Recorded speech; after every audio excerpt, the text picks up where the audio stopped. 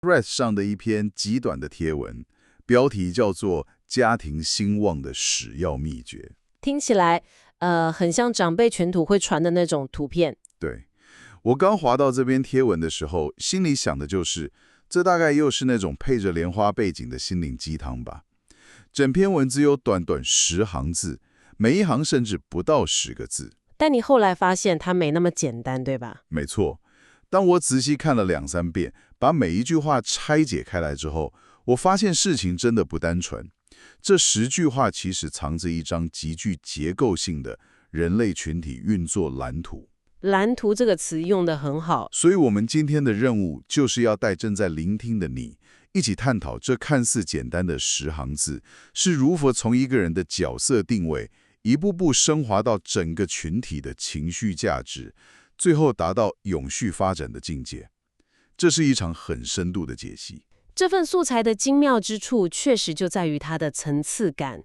不过，在我们开始逐句拆解之前，我想先请正在聆听的你，在脑海中带着一个问题。什么问题？虽然这篇贴文的标题明确写着家庭，但当我们在解析这些逻辑时，你不妨思考一下，这套运作机制是否也完美的适用于你现在所处的现代生活圈、你的公司团队，甚至是你参与的任何一个社群。就是把格局拉大来看。对，因为本质上，只要有人际互动的地方，底层的动力学往往是相通的。好，我们来梳理一下这背后的脉络。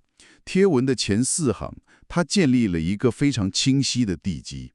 它是这样写的：福主要靠妈妈，禄主要靠爸爸，寿主要靠老人，喜主要靠孩子。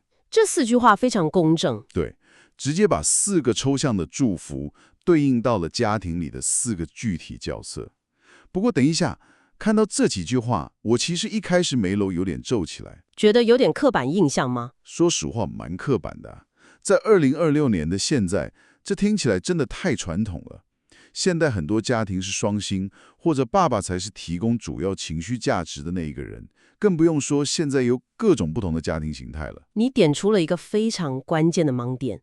如果我们只从字面上的性别或者是传统的家庭编制去理解，那就太狭隘了啦。所以不该照字面看咯。绝对不能。这也是为什么我们需要从角色原型的角度去拆解它。